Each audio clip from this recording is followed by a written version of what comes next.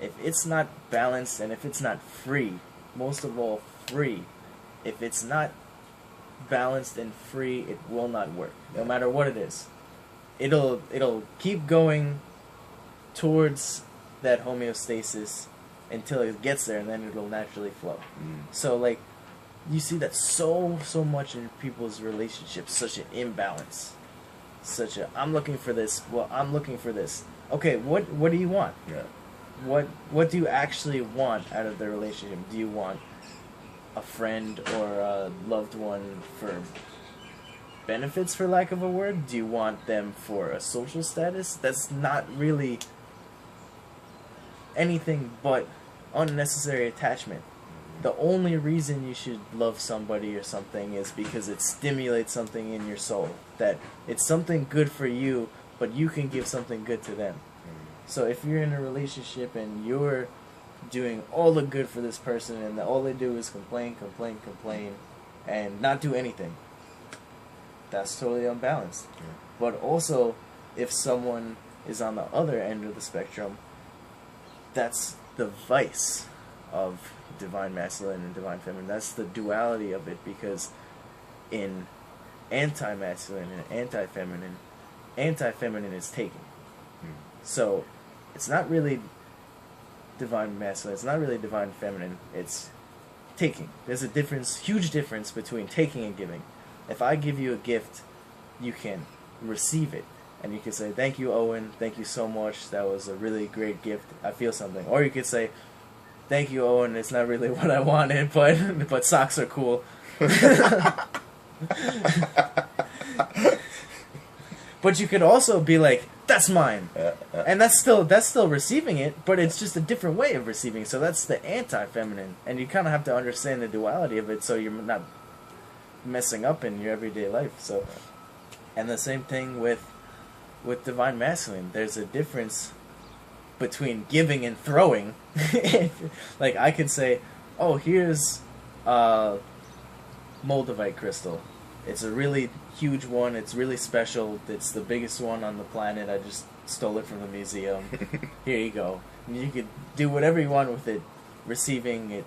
But if I take that chunk of crystal, whatever type of crystal it is, I throw it at you, that's a completely different energy. That's the anti-masculine. That's the forcing. Like, this is a lesson I've learned, that you need to just give your piece and move on. Because when you try to force a seed to grow, you'll overwater it, or you put the wrong balance of pH into the soil. And so it's like, you have to understand the duality of it. You have to understand that there is a bad way of receiving, it's called taking, and there is a bad way of giving, it's called throwing, or attacking basically. So that just goes back into the whole thing. If you really want to be a complete whole being, don't seek to be a divine masculine god, and don't seek to be a divine feminine goddess, because then you'll be on one side. What you do is you have to have a happy medium. And while you are a god as a person, because you have the great spirit within you, you have the scientific, energetic connection to everyone around you, you are still also striving to be the best.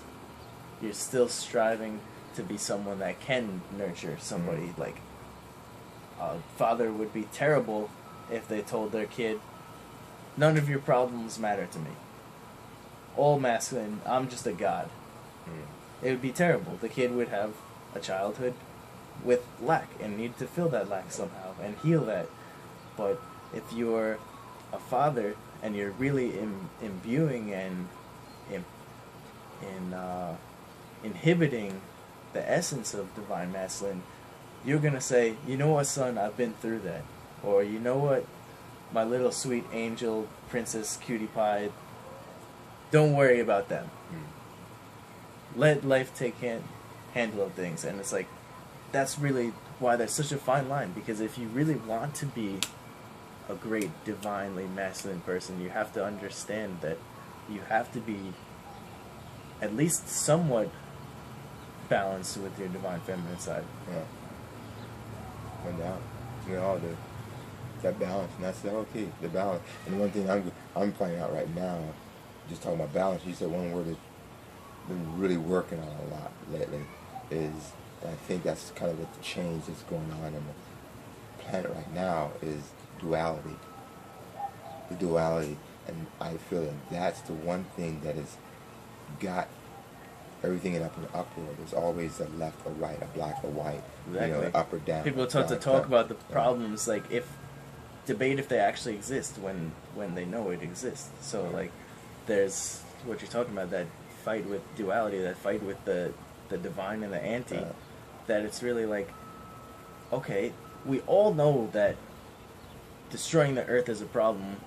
If you're anyone awake, if you're any amount of consciousness, and you can see and read, hear science, you know that messing with the earth is a problem, because it's very obvious. It's very, very obvious that we're on a small, tiny rock floating through outer space.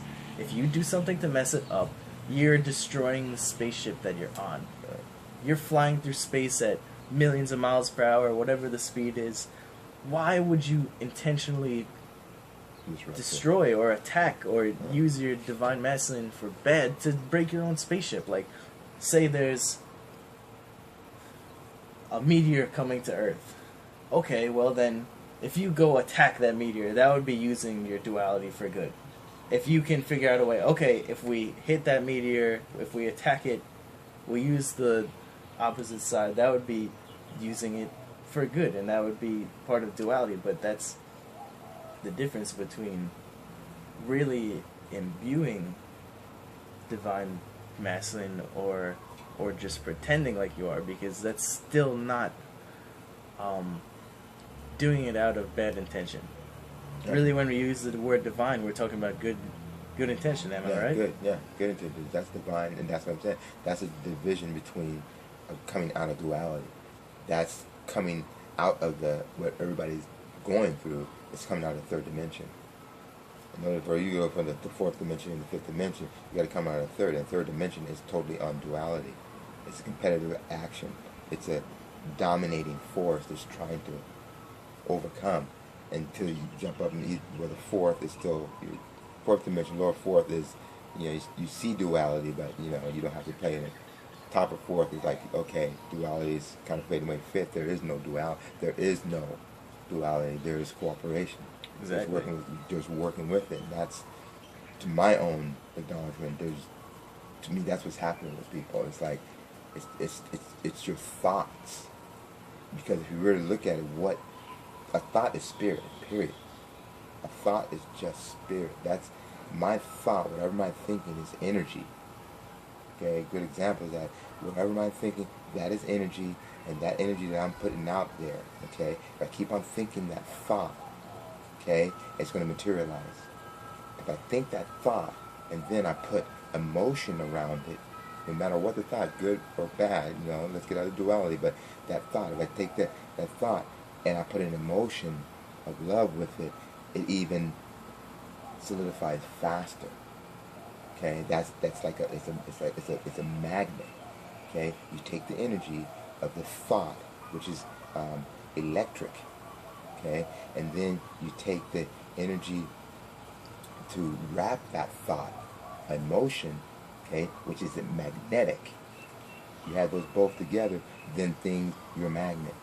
You got like that coil around positive and negative charges. Exactly, you bring goes that right towards back you. to Exactly. masculine and feminine. Exactly. And the thing about it is, it can be either way. It can be good or bad. You see what I'm saying? So, getting out of the duality of it, it's just that it's what you believe, myself, what I believe is right. By me going in, what is right, because I can think something's right, and you could have the same thought, but you say that that's wrong. But I'm not wrong, and you're not wrong. It's our truth, and that's why it comes down to that singularity where you have to understand yourself. Because we're not all, there's no way that everybody is going to be thinking the same or wants the same thing. Or even understand each other. Exactly. You could be best friends with someone all your life and still have the slightest idea of what they're thinking. Like, you can feel it, and as a lot of people are empathic and in tune with their their divine feminine, you can feel it and take on what they're thinking, or the energy of what they're thinking. But my best friend since I was in kindergarten, I don't know what he's thinking at the time. Like, it makes it fun and it makes it exciting, because it's like, okay, this is something new. Yeah. And I think that's what we strive for. Is we strive for new. We strive for going into the future.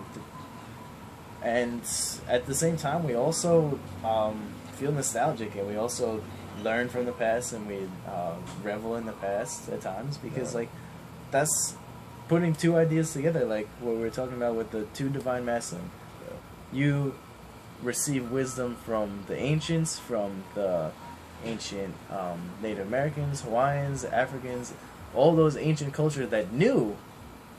They knew for a long time that the nature was important.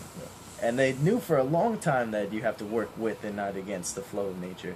And then you take that, and you take the more Eurocentric, the more technology, and the more doing of things, and the more physical-based part of it rather than the spiritual base. You bring both of those together with a giving energy, and then you have something completely new. Yeah. And that's like, women are the childbearers, because they take on energy and they make something completely new. It's like a planet getting hit with a comet. Yeah, exactly. But it's even more beautiful, because the greatest scientist in the world has no idea how the heck a conscious living spirit comes into play. They might eventually have a scientific description for it, but the energy comes in. But that energetic merge of divine masculine and feminine really has no scientific explanation. So you really have to look at the spiritual, what is this? Like, I don't really need to know how, why, when, just what is this? Yeah. Because that's really how you could evolve into the future, is by figuring out what something is, and then you could go into the how, the science of it. You could go into the why, the philosophy of it. Because, okay, now I know what it is. In my mind, I think this tree takes on the sunlight, because all of the leaves look like they get a lot of sunlight. So maybe the sun is what powers the tree. So that's an older what thinking. And then science says, oh, this tree has chlorophyll in its leaves. This tree has roots that take and receive energy or nutrients and water from the earth. And that's how it is. And so that's really the merging of two thought processes, of the